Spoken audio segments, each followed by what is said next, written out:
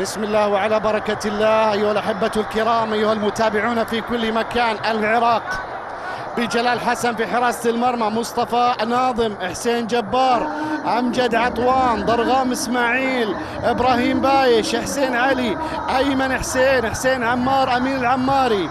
هذه تشكيلة أسود الرافدين، بينما الخنجر العماني بإبراهيم المخيني، جمعة الحبسي، أحمد الخميسي، أمجد الحارثي، وأحمد الكعبي، وحارب السعدي، وأرشد العلوي، وجميل اليحمدي، وزاهر الأغبري، والمنذر العلوي، وعصام الصبحي. وتحياتي عامر عبد الله المري معكم معلقا. العمانية حاضرة، اليمنية حاضرة، الإماراتية حاضرة، البحرينية، القطرية، الكل موجود في أرض العراق. ويا سعده ويا بخته اللي يروح ويزور العراق. كرة ملعوبة تصل الآن من حسين، ممتازة على الجهة اليسرى لصالح منتخب العراق، طبعا لديه غيابات أبرزهم أحمد فرحان. كرة بتتسدد وبيخلصها المخيني ويبعد هذه اللقطة اللي كانت خطرة.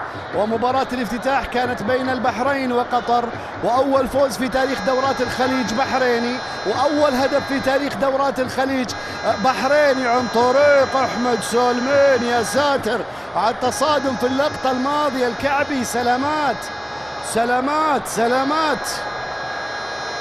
صلوا على النبي، صلوا على النبي، صلوا على النبي. المباراة لا تستدعي هذه التدخلات والله. 14 العراقي على 14 العماني في اللقطة الماضية. أمجد عطوان على الكعبي، سلامات إن شاء الله، سلامات. ترى العراق ما فازت على عمان في آخر 5 مواجهات، آخر 4 مواجهات، آسف أتكلم عن دورات الخليج. يا الله على التصوير، ويحب الموسيقى. كرة ملعوبة أمامية في منتصف الملعب. منتخب العراق بيحاول. حسين علي على الجهة اليمنى لحسين عمار، كرة رأسية بتمر إلى خارج الملعب، ضربة مرمى. هذا أيمن حسين، لاعب الملخية في قطر، لاعب الأم صلال، قبل ذلك مع القوة الجوية، 26 سنة، يبحث عن هدف الدولي رقم 17 مع منتخب العراق. يعني الدرب طويل يا أيمن، الدرب طويل يا أيمن. حسين السعيد 78 فازوا في مباراتهم الأولى في كأس الخليج لما يشاركون. طبعا الكويت أول من فعلها في الدورة الأولى، فاز على السعودية 3-1. هذه كانت المباراة الأولى للمنتخبين. كرة المنتخب العماني، تمريرة ممتازة لا زالت قائمة لمنتخب عمان على الجهة اليمنى. أين العرضية؟ هي عرضية، ولكن الكرة تتخلص ترجع مرة ثانية. حارب السعدي أحد أهم اللاعبين في المنتخب العماني، حارب لاعب خبرة كبير.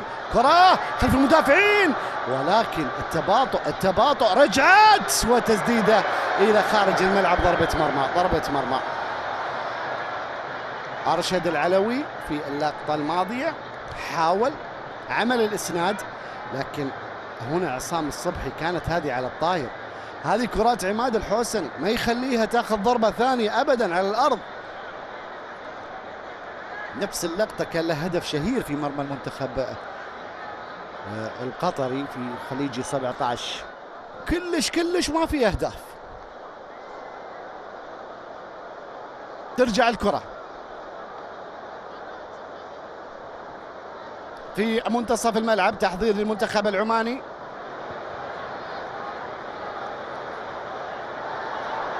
أمامية خلف المدافعين، الكرة بتلعب، جلال بيسيطر عليها في اللحظة الأخيرة، سيطر عليها جلال في اللحظة الأخيرة.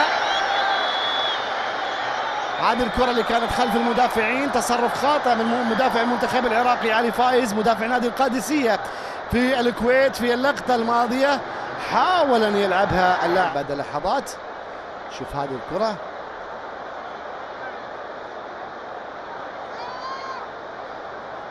اللي سيطر عليها جلال حسن في اللحظات الأخيرة قبل وصول مهاجم العماني.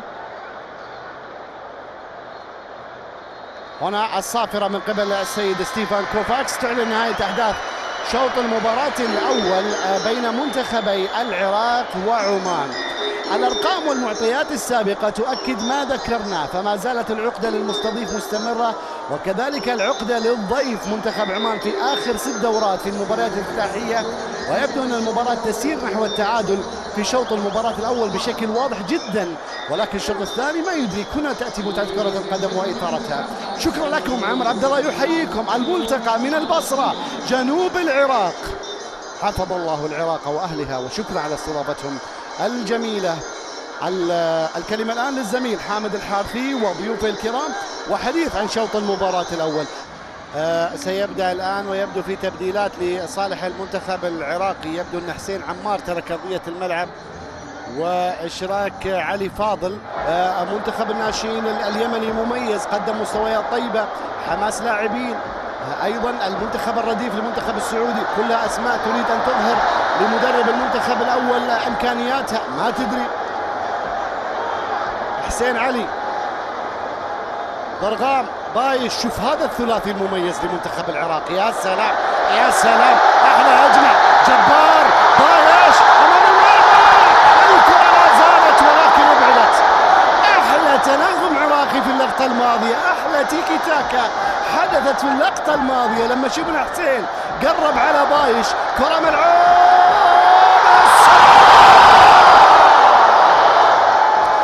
ايمن، راحت يا عراقي يا طويل، راحت الكرة الماضية، لكن حسين يتحرك، حسين يتحرك، يعني المنتخب العراقي يتحرك. شوف هذه الكرة، أبرز دقيقة للمنتخب العراقي هي الدقيقة 60 من عمر المباراة. شيركو الآن يجهز المشاركة.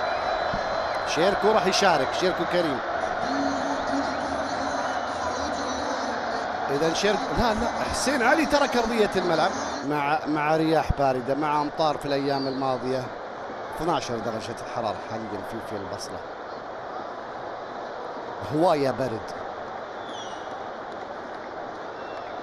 ترجع الكرة في منتصف الملعب. الأحمر العماني، تسديدة من مسافة حلوة لأرشد العلوي. أرشد العلوي تسديدة من مسافة كانت مباغتة، ما حد توقع أنه يسدد من هذه المسافة، لكنه سدد، والله سدد. شوف هذه الكرة أرشد اللي سددها في اللقطة الماضية، مرت وحاذت المرمى، والله بجوار القائم. هي المحاولة العمانية الأبرز في المباراة، من أجلها يعني وبسببها تحسنت الكثير من الأمور على مستوى كرة القدم في هذه الدول. كرة أمامية لمنتخب عمان في مكان سليم، جميل بيلعبها للصبحي بيحاول، الكرة لا زالت قائمة، جميل، رجعات بالخطأ أمام المرمى إلى خارج الملعب، ضربة مرمى. يلعب كلاعب ارتكاز في الأصل من مدينة دهوك العراقية. عالية باتجاه أيمن نزلها، الكرة لبايش الآن وصلت مرة ثانية. إبراهيم بايش لعبها لضرغام عالية عرضية، سيطر عليها المخيني حارس المرمى، سيطر عليها المخيني. ترجع الكرة للمنتخب العماني، تسديدة مباغتة أيضا بتمر إلى خارج الملعب، ضربة مرمى. عدت الكرة الماضية، كرة مصعب في كل مكان في افتتاح خليجي 25 هنا في مدينة البصرة العراقية، حيث لقاء المنتخب العراقي والمنتخب العماني، وما زال التعادل السلبي قائم. كرة للعراق، راحت. لا، العراقي مختلف في شوط المباراة الثاني. هذا علي فاضل أحد الأسماء اللي شاركت في الشوط الثاني. شوف الكرة أيضا مباغتة كانت للمنتخب العراقي، ورغبة كبيرة لمنتخب العراق بأن يخطف النقاط الثلاث. بادر، هاجم، مدرب أجرى تبديلات، وشايف